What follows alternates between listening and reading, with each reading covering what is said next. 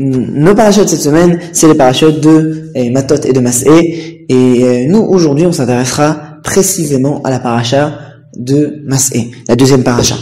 Et sur cette même paracha, on prendra le début de la paracha et pour en ressentir l'idée essentielle qui se retrouve dans toute cette même paracha, un peu l'âme de notre paracha comme à l'habitude. Donc ici, on s'intéressera au premier pasouk.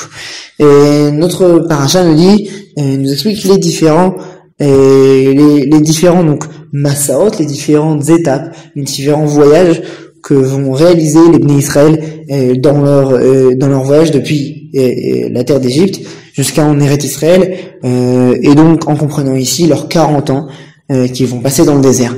Le passouk premier c'est le suivant: et les Masé Bnei Israël asher yatsu me'eretz Mitzrayim letzivotam. Et voici les différents marches, voyages, itinéraires que les Bnei Israël ont traversé lorsqu'ils sont sortis de la terre d'Égypte. Ici on a donc finalement une sorte de résumé quelque peu étonnant en fait qui vient caractériser les différentes étapes qu'ont parcouru les Bnei Israël depuis l'Égypte jusqu'à l'arrivée en Israël. Mais ici ce qui est intéressant, c'est de comprendre que finalement une grande partie de ces choses qu'ils ont passées dans le désert, et finalement elles sont dues à la faute qu'ils ont fait de pas être rentrés en Eretz Israël. Normalement ils auraient pas dû rester 40 ans dans le désert, ils auraient dû rentrer directement. Et pourtant donc lorsqu'on réfléchit, on comprend déjà le fait d'énumérer les différentes étapes des Bnei Israël dans le désert, c'est déjà quelque chose qui sort un peu de l'ordinaire, puisque finalement on les a déjà vus, on n'a qu'à les compter. Et en plus ici c'est quelque chose qui est fait a posteriori, étant donné qu'ils c'est suite à une faute, ils ont été donc punis, et leur punition c'était finalement, puisqu'ils ont parlé mal sur la terre d'Israël, alors finalement ils n'en sont pas rentrés, ils sont restés 40 ans dans le désert pour finalement périr là-bas, mourir dans le désert à la frontière du pays. C'est leurs enfants qui réaliseront cette promesse faite à leurs ancêtres à leur place d'entrer le pays. Et donc lorsqu'on y réfléchit, on se pose la question finalement, pourquoi cette importance de parler des différents massaot, des différentes étapes, des différentes destinations que les Bnei Israël ont traversées et dans ce même désert, qui sont finalement suite à une erreur qu'ils ont commise. On va aborder cette même idée selon 3 étapes distinctes. Notre première étape, on la retrouve déjà dans Rashi. Il nous explique, donc c'est un Rashi assez long, et il nous explique que finalement, il explique dedans 2 types de réponses différentes. La première, celle qui rapporte du Rabbi Moshe à Darshan. Rabbi Moshe est le commentateur. Et cette réponse est la suivante: il vient dire que pourquoi ici on raconte les étapes des Bnei Israël pour montrer la bonté d'Akadosh Baruch Hu.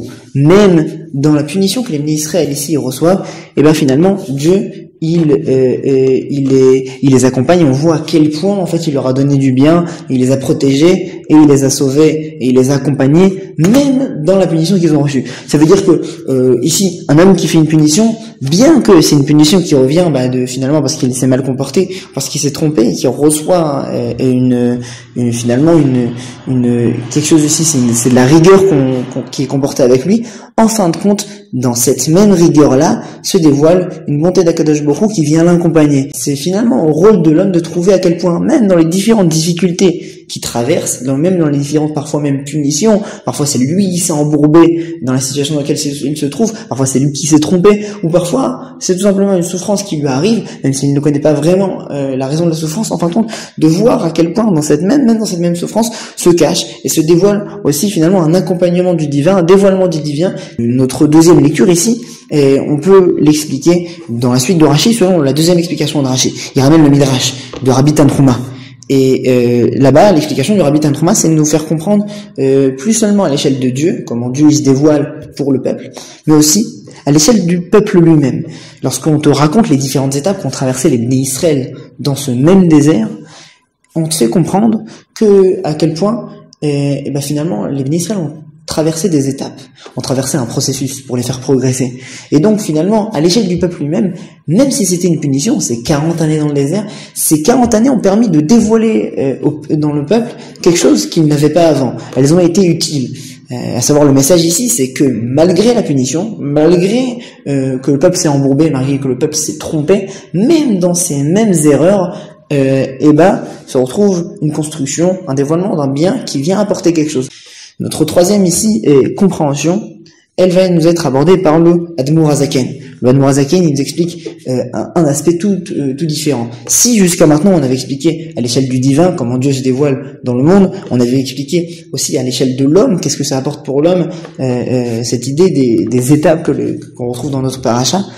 Il y a aussi un autre aspect qui est l'aspect du désert lui-même et l'aspect de ce que ça apporte pour le monde.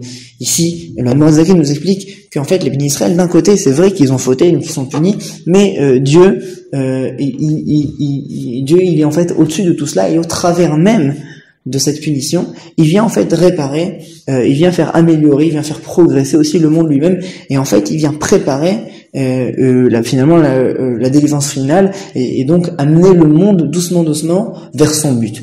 Et en fait il explique que ici c'est quoi le désert? Le désert, c'est un endroit où il n'y a pas de vie, c'est un endroit où toutes les exactions elles peuvent être passées, que ce soit des meurtres, que ce soit de tout type d'actions immorales qui peuvent être réalisées finalement dans le désert, parce qu'il n'y a pas de loi dans le désert, il n'y a personne pour t'arrêter. Donc finalement le désert, c'est les endroits les plus éloignés de la vie, les plus éloignés du monde, et même là en fait finalement ils ont réussi, les bénis Israël, dans finalement le cadre de leur punition, de rester 40 ans dans le désert et de voyager dans le désert, à apporter en fait, à faire régner le divin même dans ces endroits là.